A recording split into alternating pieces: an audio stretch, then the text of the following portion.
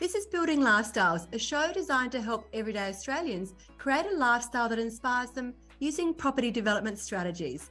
On the show, you'll hear from everyday people changing their lives doing property development.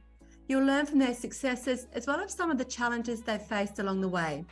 We also talk to experts from a range of fields who share specialised techniques that you can use to accelerate your property journey. I'm your host, Amanda McEwen, and I'm the founder of the Rising Star Developer. And I'm really passionate about helping everyday Australians build lifestyle using property development.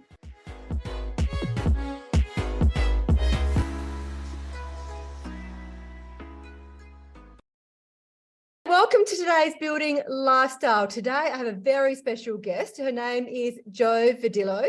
And Jo is a very well-respected voice in the property industry. She's an author, a professional property buyer's agent, and provides coaching to new property investors. She also runs Property Women, which is an educational platform that supports and advocates for female property investors. She has more than 20 years of being an active investor herself. She's a renovator, developer, so she really understands the buyer journey. So while juggling her property business, she's also an insanely proud mum to 3 boys who've opened her mind to the wonders of every single boy sport known to man, and have ensured that she never gets to wear white or gets to read a book in peace. I have 3 girls, so I completely hear you about the craziness of juggling finance and family and business. So sit back, relax, and get ready to learn from one of the best in the business. So let's welcome Jo Verdillo. Thank you. What an intro. I love it. Yeah, insanely proud of my boys are just insane. I don't know which one it is. It's school holidays here at the moment at the time of recording. So it's a challenge running a business and being busy and navigating children. Yeah, it is, isn't it? Mine aren't quite on holidays yet, but I know it's term time is like when you're really productive, and then you go into juggle mode during holidays, trying to keep them entertained and keep the business on track. And I mean, I guess the amazing thing that we both have the benefit of is that we get to work for ourselves at our homes, so we can actually do that juggle while doing what we love as well. That's the case, isn't it? Yeah, absolutely. No, I can't agree more. It's one of the reasons I got into this space. It was, I listened to one of your past podcasts, and I resonated so much with your own journey and how you got into this space. And I found myself nodding as I was walking, going, yes, I'm hearing her. This is exactly why I do what I do. And, it's navigating your passion, helping other people, but also making it work in and around your own personal lifestyle. So, I live and breathe property, but it's also my hobby. Yeah, absolutely. And as you well know, we've had this conversation before, it's so addictive, isn't it? Like it's so, you get so passionate about property, and once it gets under your skin, you're driving past properties and you're looking at them, and you're taking your kids to sport and you're seeing this development side or this renovation, and your eyes are always drawn to property. Always. It never ends once you've got it. That's right. I know, absolutely. So you've been involved in the property industry for 20 years. So you've obviously tried many different strategies during that time. It's a tough question, but what would you see have been the highlights in that 20 years involved in property?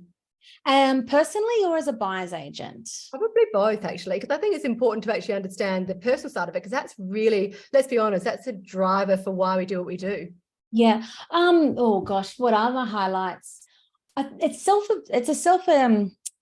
when I achieve, when you achieve things, it's a kick. It's like, wow, like it's a buzz. This is the reason we come back and do it again. So I've achieved a lot of goals I never would have thought 20 years ago I could ever have done alone, or not, I never foresaw the future that was out there ahead for me.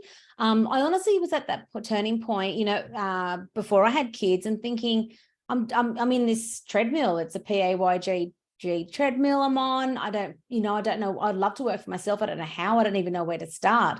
And it all kind of evolved for me. I went and saw, people presenting about property investing, and I learned, in the same way many people will be listening to this, and their eyes are open to this new world. And it just opened up this absolutely amazing platform for me to grow, to evolve, to build my own portfolio and immerse myself. So the highlights have been how I've pivoted out of working in a corporate world and being somebody else's employee to running my own game.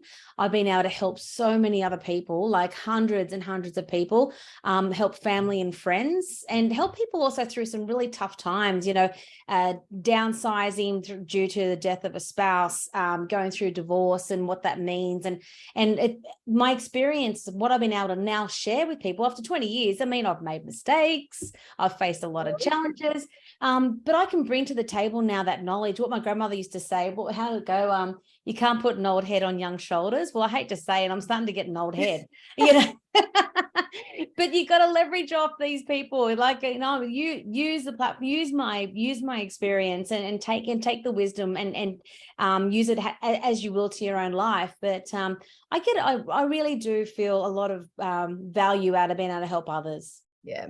And I think that's certainly, I guess we all tend to start this journey trying to satisfy a particular need, whether that's to get out of your job or to get rid of your mortgage or to help with whatever financial or lifestyle challenge you're dealing with at the time. And once you get those needs sorted out, it's still fun doing property and still fun banking money and stuff like that. But you really do start getting a lot more sense of purpose by actually helping others, because you can only help yourself so far when it comes financially, and then you don't get that same thrill and drive. I mean, I certainly from my own experience as well, you don't get the same drive from banking those big profits as you do as seeing the success of other people around you. Yeah, I 100% agree with that. Yeah. And I think, I certainly resonate with yours, having listened to my side of the journey as well. I think all of us seem to start with going to seminars, going to free seminars, trying to expose yourself to so many different strategies out there, and then seeing which one you connect with. And then interestingly, everyone that I've spoken to always starts in one way and then evolves into, as you become more experienced or as you meet more people, you start opening your mind to other opportunities. And I think that's certainly, I know my own journey was, buying properties and then renovating and then developing and having a few other different bumps along the way as well. So I know yourself, you're a property investor, but you've also done renovation and doing development too, aren't you? Yes, yeah, and absolutely. And as you're saying, like going to seminars, like back in the olden days when I started out, I mean, it was all about, books and magazines and trying to surround myself with other people who thought like myself, who wanted to learn more about property, because none of my friends cared. They weren't remotely interested in it. And I was obsessed by it as well. So now the internet, the way it is, and the beautiful created mentoring programs like your own, Amanda, like there's just so much opportunity there. They propelled for people to propel themselves so much faster than it did take for my own personal journey. Yeah. And you raised a really good point before, Jo, where you said, you make mistakes along the way, and we all make mistakes. There's no one immune to that. But I certainly even know when I started my journey, and I'm sure you're the same, that when you make your own mistakes and then when you certainly start investing yourself and learning from others, that also helps you be able to leverage off of their mistakes and think, okay, well, I've heard this person did X, Y, Z. I'm not going to do that. I'm going to go another way. And I think that is a really underrated power of education, isn't it? Where you can actually learn from someone who has the wise head on the young shoulders and learn from their mistakes and fast track your own journey, so that you're not starting from scratch. You're actually starting years ahead just by the fact of not being tripped up by those early mistakes that can happen really early on. Oh, absolutely. One of my biggest mistakes actually was the one I didn't buy. And I still will drive past that area and I'm like, I'm not going to look. I don't want to know what it's sold for. But it was the early days of investing and a lot of caution. And I know a lot now. And I know this is one of the beauties of working with somebody who is experienced, because, we are now well connected to people. We can get help pretty easily because, there's favors that you can pull in, and I can ask people to quickly review this contract. I really want to jump on this house. But back then I didn't have my team around me. I wasn't at the ready. I had my finances approved, found a cracker deal, but I wasn't ready to jump in that immediate moment. And I still will lose sleep about it probably in about 40 years time. But that's one of my biggest regrets. But now that I know what I know, it's the power of knowledge. So, yeah. But of course, anyone you speak to, like, I think it's those experiences along the way, the mistakes that you make, one of the biggest things I learned through doing renovations, I think, is that false economy mindset. And I hear it now, even when working with clients, when they're like, we want to be within 2 hours of what we buy. So on weekends, we can go and do it up. But it's like, how many weekends is it going to take you to do that? And how long is it going to sit there and languish? And how long is it you're not going to get your rental return on that property? So really think through that as a strategy. It's not a very functional one. You'd rather just get a tight team of tradies in there. Yes, you'll pay a premium, but it'll be done by professionals, faster, easier.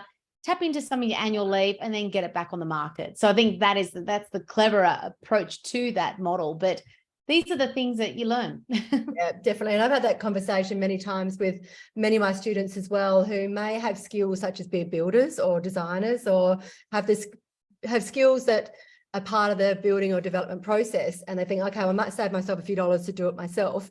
And then I'll ask them, I go, so why did you invest in yourself in the first place? And they'll say, oh, it was for lifestyle to get back time. Okay, so how is doing the work yourself going to help you achieve that?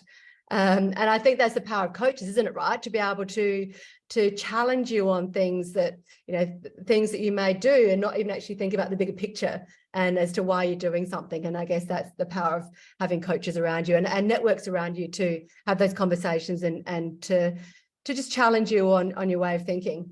Yeah, absolutely. So you also mentioned, you started up Property Women as well. What was the driver behind starting Property Women?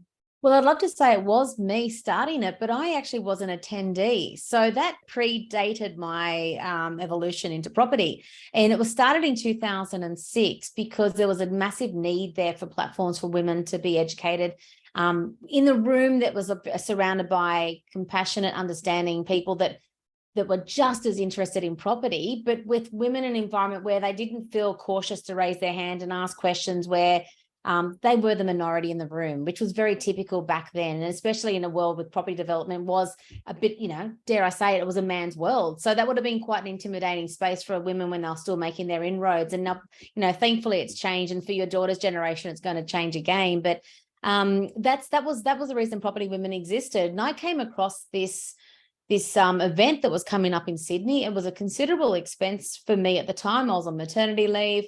And I'd never been to something like this. I'd never invested in my own personal education outside of, formal education for, university. But I went along and it was an absolute game changer. The things I learned that day, you don't know what you don't know until you find out. You're like, oh, I didn't realize this is how it worked. I didn't know that's how you got equity. I thought to buy a second property, I had to save up from scratch again to get a deposit. Just little things like, in hindsight, people say to me now, you must think I'm so naive or I'm so amateur. But we all are until we know otherwise, and I went to this event and that was absolutely pivotal. So to our own wealth trajectory and my own career, then moving into property, growing our portfolio, and an opportunity came around. I stayed in contact with the directors of the business. Whenever they were around in Sydney, I would, I'd put my hand up to be, crew for their events, and an opportunity came in 2015 to buy the business. And by then I was well on my own way of, running my own company as a buyer's agent. And it was just a natural fit. I've just got such a big passion for helping women, much like myself. My backstory, really taking it back, is that my mum was a teenager when I was born. And I spent the first 10 years of my life sharing a bunk bed with her in my grandmother's house. Wow. She had a really tough start in life, given, the circumstances. And it made me realize how hard she had to work. It made me very hungry for success personally. And I feel very much help. I love working around women. Obviously I'm a mum of boys. I'm in very much a boy world. I've got 4 brothers. I don't want to be around the sisterhood, right? So that was one of the reasons. Property Women's just my passion project. And I love being able to help women and support them. And obviously I've got my buyer's agents on my business. We're never going to shut the door on the boys at all. But it's something that just really does fill my heart with joy. Yeah. And that's interesting because I even with my inner circle students, I was actually looking yesterday, and there's about 54% are women and the balance of men. And the men that are involved typically have their wives or partners heavily involved as well. So I guess the pink in my branding must attract females, and being a female myself. But yeah, it is really special to know that you can enable women who aren't necessarily as well set up as men and financially as well. But I also find it's really empowering, because for women who do decide to stay at home and be the primary carer, If you have become from a profession where you're used to earning a lot of money and then suddenly going home and raising children, which is such an important part of life as well, I certainly felt that I needed something else to be able to contribute to the family and finances, and also just stimulate myself mentally too. And I've always found that property has been an amazing enabler for that. And I see that in so many women that I work with as well. So that's pretty special. Yeah, and that's where you do come into that teamwork when you're working with your spouse and one of you is at home, and you may have that little bit of leverage of time where you can do that due diligence and things like that. So when I see that work well, and I love seeing the couples that really just work well together, they're very supportive of each other, and I don't always see that. I do feel like sometimes one of them's all gung-ho and the other one's kicking and screaming and fighting it. So yeah. I'm very lucky that, the collaboration in my own situation is a positive one, but it's not always the case for people. No, and look, I know my own situation, Al and I, we have some heated conversations sometimes, and over property, one of us is more, I'm certainly the more ambitious one, and ours is the more risk averse one. But the thing is, and we may have different views on certain things, but we have the same goals. So we eventually get to the place where we need to be. But yeah, I think if you're clear on the goals together, you'll get there, even if sometimes you have some challenging conversations to get there. Yeah, I think we play the same role in our marriages. It's funny, isn't it? So let's explore being a buyer's agent, because I think is certainly a key role in whether it's you're an investor, a renovator, or a developer. So let's just explore, for people who are perhaps not familiar with buyer's agent, can you just share with us what buyer's agents actually do and how long you've been one? Absolutely. I started the company for ourselves around 2011, 2012. I think it was 2012, the very beginning was the commencement of our company. And I was already kind of doing buyer's agents work pro bono. So a buyer's agent is really there to support you in that journey of buying a property. So, traditionally it was always deemed a bit of a nice to have if you're quite affluent and very time poor and all the rest, but that is certainly not my only clientele. I've just got, the mums and dads, investors, and people looking for their own homes who are time poor individuals, but they really need the expertise of somebody on the ground who is very well connected. They know the agents, they know how to find the deals, they know how to negotiate, they know the tips and the tricks that are involved in property buying, how to leverage off, poor pest and building reports, how to negotiate longer settlements, what to look for, untapped potential, added value, and basically see that process through from the beginning to the end. And that will be, attend an auction on your behalf.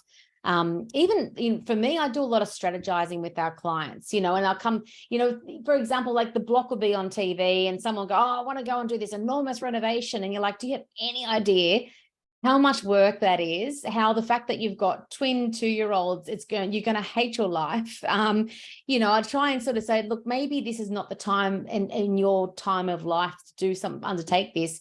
And the reality is most of them aren't going to sell for 800K profits at auction. So, so that's part of my role as a buyer's agent. And I honestly spent the first few years of my business explaining why people go, well, why would I use someone to help me buy a property? I can go on real estate or domain and buy something, but we use experts to sell our properties. We use an expert who's well connected, has got a good database, who knows what they're doing, who can negotiate. Yet people will go in from a place. Most people don't buy houses regularly. I buy them every week. Yeah. And this is where you can make some of the biggest mistakes. If you buy poorly, if you haven't looked at all the due diligence around it, if you haven't got access to the right software, if you haven't even thought to look on the council's portal to see that there's a boarding house approval across the road, like all of these things will impact that value of your property. And especially if you're going to live in it, how much you're going to enjoy that particular location. So a buyer's agent really is there to be your concierge service to a fantastic property. Yeah, and you raised a good point there, because when we sell properties, we always pay a commission to the sales agent, and that's just factored as part of your selling. But that is having been on the negotiating side so many times as well, because I love that part of buying property. You're right, if you're not used to buying property, whatever fees you end up paying as a buyer's agent, you will more than recover by having someone to be able to negotiate, or even if having a buyer's agent or an educated person helping you purchase, if they stop you from buying a property because there is a boarding house next door or an easement or something wrong with something not quite right in your contract, just even that one can save you thousands of dollars just by avoiding the wrong properties as well. Yeah, totally. And look, most buyers agents, you really would want to be working with somebody who is got that aspect, like especially when you're looking at a site to work on as a developer, they really have good connections with agents. So you do get those off-market deals and those things, they come to me organically. But when I'm looking for a client, I'll reignite the fire. Like I'd reach out to the local agents like, hey, I haven't bought in this area for a few weeks or months or whatever the situation may be. But it's like, here, this is what I'm looking for. And honestly, it usually Thursdays, Fridays, I'm swamped with off-market deals. Yeah. And that is one key channel, isn't it? That unless you are aware of it, so much property is traded in the off-market channel, isn't it? Yeah, a lot. People don't understand how much. Yeah. Yeah, no, it's crazy. And I certainly know I've used to buyers agents many times, and I purchased investment property many years ago in Queensland for my self-managed super fund, and to have someone there going and looking at the deals, looking at different areas, doing the research, telling me, okay, yes, no, for all the different houses, opportunities that were there, and then having someone go, okay, well, here's a list of properties. What do you think? And then they'll go and check it out. And especially if you're buying interstate, yes, buyer's agency is a no-brainer. To have that person on the ground to be able to do those checks to make sure you're buying the right property is really, really important. Yeah, absolutely.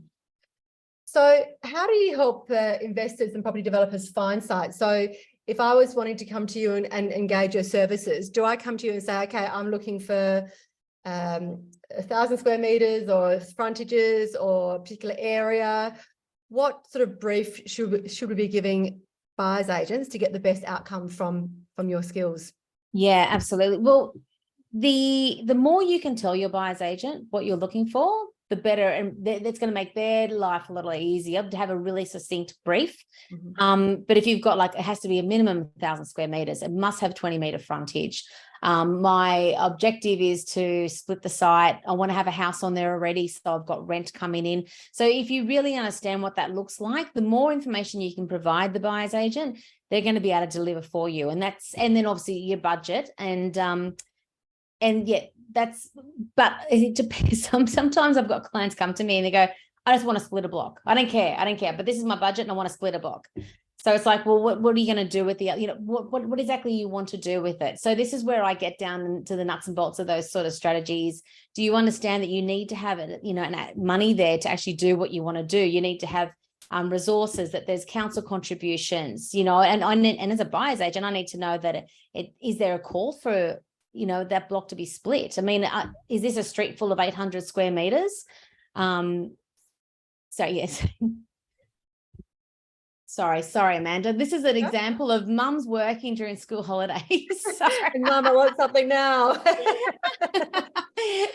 Don't you love it? I'm so sorry. I know you understand, and I'm sure most people listening will have empathy. It's always a struggle. You do your best, don't you? Even if sometimes you're giving the facial expressions, just tell 1,000 words. But I can balance kids, work, and talking on a podcast at the same time. So if I can retract my steps. So we're just talking around, just instructing when you're looking at a splitted site, being able to give them guidance and really question how, what their main objectives are from what they're trying to do with their site. Yeah, so I think what I would find out and what I want to draw out of my clients when they're giving me that brief, have they got the money to build on the other site? Is that what their objective is? Are they just going to be cutting it off and then selling the land? Do they want to keep the existing house? Are they going to renovate it? Or are they going to want to keep the block behind because they want to build a dual key and sell the existing? So I throw all these exit strategies at them. Or do you want to just move it all on? And therefore, have you spoken to your accountant about entity, GST, capital gains tax? Are you going to do one this side of June 30 and the other side of July 1st? So sometimes people get this bombardment of questions, but they need to know what they're getting themselves into. And I think obviously I can't provide legal advice and I can't provide that level of accounting advice either, but I know the questions to ask. Yeah. And this is what I say, go off, you build your team around you of independent professionals and go and ask these questions. So that's really, really important to me, to make sure that they've got their right advice. Because the last thing I want is 7 months after providing somebody with what they asked for, that it turns on me and they come back and go, well, if I had known that, I wouldn't have done it this way. So if they're armed and I give them all those questions, go and speak to your accountant. And this is where, having been well connected, is if they don't have a really fantastic accountant, and it happens, they've got the same accountant for 20 years. It's all about tax minimization, but how good is that how good's that accountant when it comes to property developments, and do they understand the developer mindset? And not that we're not all created equal, No, so absolutely you not. need to, yeah. And I think you raised a really good point there, because some people may think buyer's agents, all you're doing is buying a house for somebody, but it's so much more than that, because you're providing coaching and guidance around that house purchase as well, which I think is probably really underestimated as part of the skills that you provide. Yeah, absolutely. Yeah, and look, not all, but some buyer's agents, and just on that, you find some buyer's agents are relatively borderless in the sense that they will be a broader range of areas that they'll work in. And because I've been in the industry for so long, I've got my favorite patches, and I obviously know some areas really well, but I'm also very well connected with agents in other areas. So if you came to me and said, look, I really want to buy in Perth, who do you recommend? I can give you that recommendation now. Like, I know who to refer that business to, and that person's on the ground who understands the Perth market. That's not my skill set, but there's borderless ones, and then there's ones that are very localized, and it just depends on where you're looking, what area. And if it's usually you find the ones who are very much localized, they might be a 5-kilometer patch, and they're very much your owner occupier style buyers agents. They're looking for your typical residential cliche home for a family unit to move into. But our business has been about 90% predominantly about investors, because that's my passion. Like, I love it. I love the numbers. I love doing the number crunching and all the rest. So we do look after owner occupiers as well, but that is, for me, I'm very specific as to where and who I'm looking after when I do that. But most of our lion's share of our business is around investors. Yeah. Okay. So if outside of yourself, of course, what should people be looking for in a good quality buyer's agent? Experience, I think, is really important. And that experience is them personally. I mean, obviously helping other clients as well. But I think it's really important to understand what their own property journey has looked like as an investor.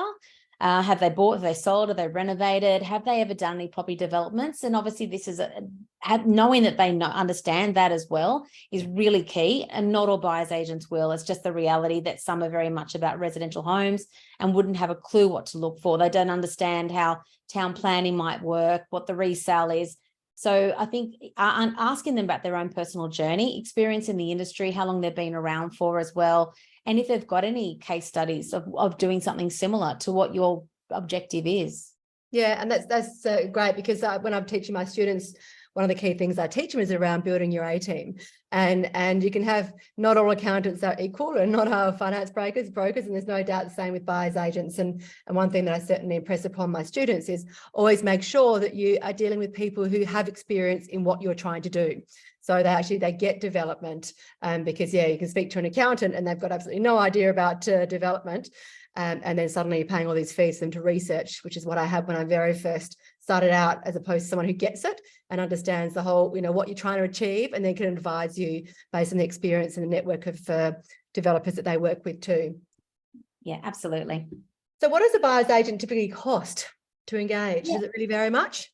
It can vary, and it also can be dependent on the budget. So you'll find there's two schools of thought here, and some are a percentage of the sale price and others are a fixed price. And I personally have always run on a fixed price basis. And the reason being is my objective is to try and save you money when I buy a property. I want to negotiate. I want to get you the cracker deal of the century. And if my commission is tied into what that outcome is, it seems counterintuitive. I'm going to get 100K off that particular site for you, and yet all of a sudden I'm actually like, so we have an agreement up front. This is what the fee is based on your level of budget, complexity of the project. And therefore, from a planning perspective, that figure does not change. And that means approximately what your solicitor's fees look like. About your stamp duty. You can do those sums, your buyer's agent's allocation of costs as well. And therefore, you can now just manage your numbers that little bit easier as well. So that's the reason I've taken that approach. Now, in terms of that percentage cost, you might be looking at around 1% to 2% of the sale price. And that's a very common way of doing the business, doing that as well. But most buyer's agents will have a retainer. Yeah. That could be a percentage of, or just a flat fee retainer. And the way their agreements work would be you had nothing further to pay until they deliver on the actual property for you. So for me, if I have to, and it doesn't often happen, but if I have to attend 1, 2, 3 auctions, I'm back to the drawing board if I'm not successful. There's no additional fee put into that at all. Okay. And then how long will it typically take to find a site when someone engages a buyer's agent? It's funny, it happens really fast, and the opposite is true in this, since people freak out when it happens really quickly. So I'm well connected. I'm out there in the market. I know what's going on. I'm flipping pancakes all the time. If you replace the pancake with a house, I know exactly what's moving. And then someone happens to give me their brief. I'm like, whoa, have I got the property for you? And they're like, oh, it's too fast. So it's like, this has happened before, and you're like, okay, we'll let this one go. And it's taken me 4 months to find something as good of the similar caliber, numbers, and yield. Yeah. So I think you're paying somebody to do the job faster. You should enjoy that VIP service that you're paying for as well. When it comes to sites, sometimes they are obviously, a different beast, and there is a lot more due diligence that comes around that as well. But only yesterday I started doing this for a client that we're meeting tomorrow. They've done a number of developments through our business, and I'm just making a couple of casual inquiries. And both times I've done this, the agents come back with a list of properties that are coming up on the market. Both were off market, and this is what you can do to them. You can slice them this way, do that, build this, carve that off. They both had existing houses on the large sites. So it actually it doesn't always take that long. It's just a matter of, does it tick the right boxes? Is any of it, flood impacted? What does that resale look for? So there's a lot of time in the due diligence. That's where a lot of time is. Yeah, I can imagine. And I'm a big believer of the power of attraction, right? And I've found this my own site search. Whenever I've got my head in the game and going, okay, now I'm ready for a site, and you open yourself to the opportunity, for some reason, the opportunities seem to always happen. So it sounds like a similar thing happens with you too. So what are some of the risks that you see that developers face, and how can buyers agents help mitigate those? The risks, I think sometimes humans will want to finish what they started. So if they had a goal, I'm going to build 3 townhouses, and no matter what, I'm going to do that. But sometimes the numbers make sense to move it along when the DA's approval's there, and someone else will buy the site. And there's enough profit in the game then for them to get out, as opposed to hanging in there for another 10 months or 12 months or 18 months or whatever it might look like. And some false economy of scale, or just this sense of a completion project. If you go, well, look at the numbers here, that's actually, you've already made a fair whack of money, and now get that out of the deal and then go do it again, rinse and repeat. So I do see human error come into play, and these sort of, I guess we're all a little bit guilty of doing things. Sometimes it doesn't make sense. But I do help my clients. I hope I do. make sense of the deal. Like, is this really the right thing to do? I know you want to see it through to fruition, but do you really want to lose 12 months of your time? Yes, you'll make more money, but the holding costs of that's going to come into play. And so, yeah, I do feel like I have to help people sometimes see the light. Yeah. Sounds very dramatic, doesn't it? See the light. No, it's very true. And one thing that I teach my students is risk first, profit second. So we always look at the risks of the project first, and make sure we're putting strategies in place to minimize those risks. And then the profit is looked at second, because I think, as you well know, when you start doing feasibilities and you start seeing numbers, dollar signs can go in people's eyes, and suddenly you're chasing the dollar signs as opposed to the risk, and you really want it to work, and you're not actually thinking about all the things that could go wrong. So yeah, that's one thing that I certainly teach my students: risk first, profit second. And then when we get into a deal, we're always trying to work out how to get out of it. So starting with the end in mind are probably 2 key philosophies that I impress upon my students. Yeah, absolutely. And this is what I do say to people, like, these are your exit strategies. You can do this and leave then. You can keep that and sell that and do, so I do like a few different exit strategies. And because people do get nervous, they feel like, I should get an investment property. I know I should, but I'm really, really nervous. And it's like, what's the worst case scenario here? Can you tread water? Like, can you put the rent up? Can you, I just sort of share with them what it looks like. And also when I'm buying for clients, we are predominantly about capital cities or really busy major regional hubs. Yeah. I'm not a very just throw somebody out into the bush somewhere because there's some land you can split up. Yeah. so I feel like we mitigate a lot of risk up front. Yeah, no, that sounds good. So what areas do you cover as part of your buyer's agency? Now it sounds absolutely enormous, but it's like pretty much where our strength is Sydney, and probably within about, say, 2 hours north of Sydney. And that hub there is quite expansive, and that's a lot of the work we do is there. And we've got a team also that are in Brisbane, and I do fly up to Brisbane quite a lot. We've got a number of different projects ourselves up there. That's where I've done my own property developments. I'm building up there myself at the moment. So, and that tends to be just Brisbane, and that means Brisbane City Council, Ipswich, Logan, Moreton Bay as well. Very, very well experienced in that particular precinct. There have been anomalies to this. I have done regional, as I said, regional, areas, Gold Coast. So of course there are outliers to that, but they do tend to be our strongest points as a company. Okay. And you mentioned before you've got contacts in other states. What other states can you cover as well? All major capital cities. Probably Darwin, I would take that out of the mix, but yeah, all major capital cities and Canberra. Okay. Yeah, just where. And look, if you're looking for a buyer's agent, there's obviously some organisations that you can lean on that have got those really strong referral bases as well. But that's one of the reasons that Property Women exists, so that people can come to me and go, I really need an accountant, I really need a solicitor, I need a financial planner, and insert buyer's agent for whatever area. So they're the sorts of things that honestly, if I've given someone a referral and they've come back to me with a less than glowing review, we just don't refer that business on again. For whatever reason, someone could be fantastic for 6 years and whatever, they're overloaded, they're too busy, and the feedback isn't positive. Well, we don't pass those numbers on anymore. Same applies for mortgage brokers. We're a really strong advocate for working with brokers over going direct to banks. So, we pass those details on. Yeah, no, absolutely. And I'm the same as well. You always want to make sure that you're passing on a recommendation that you feel comfortable, that people trust hearing from somebody who's actually had an experience with that person. So I hear you there. So we're almost out of time. So what 3 tips could you give to somebody who's just starting out and not quite sure? I think you may have covered this earlier, but 3 tips that someone can take away to really help kickstart their property journey, whether it's development or developing for investing or developing for profit. My 3 tips. I think get a mentor is really important. I really believe that. You're going to get to where you want to be much faster. It's like having that map there ready for you to go. So invest in yourself is really important. And again, people come down with this false economy mindset where it's like, I want to save money, I don't want to spend any more money, but people forget that you can spend some to gain so much more. And it's not even just money, it's time. If you invest poorly, that can set you back 5 years, 10 years, and that's a big chunk of time in a window of adulthood there. Your banks don't always throw money at you once you've had your 50th birthday party and beyond. So get yourself a mentor, surround yourself with like-minded thinkers. And I think that comes down to community, like Property Women community. And I imagine your community is probably very supportive of one another. I think it's really important I'm always motivated by other people's stories and inspired by them. So it is having that, having the team that you can lean on, and sometimes it's just tax tips that you didn't even know existed. You're like, oh, I'm going to run that one past my accountant, And the thing is that if you're around like-minded thinkers, you're spurred on to do more and more and more.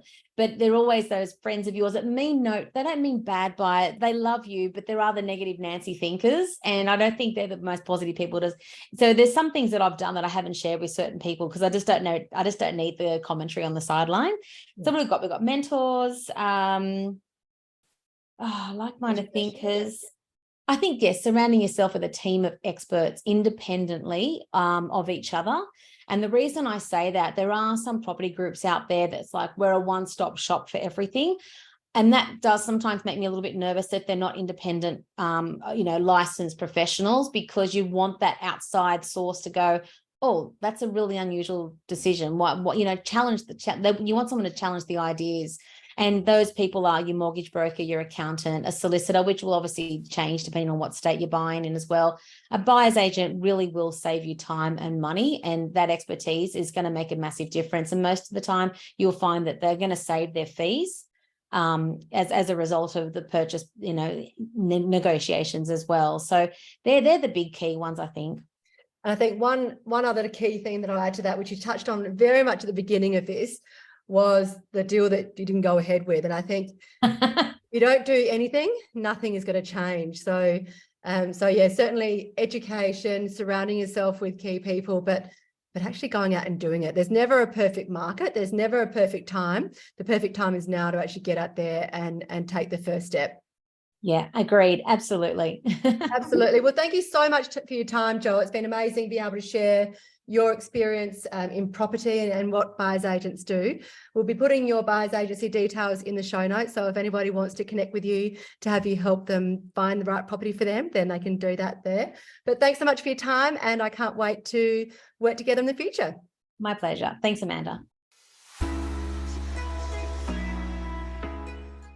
Thank you so much for listening. This is Building Lifestyles, a show designed to help everyday Australians create a lifestyle that inspires them using property development strategies. This podcast was produced by the Rising Star Developer. We've been helping Australians realise their financial and lifestyle goals since 2020. We play a pivotal role in educating, supporting and celebrating the goals and successes of our students and our community.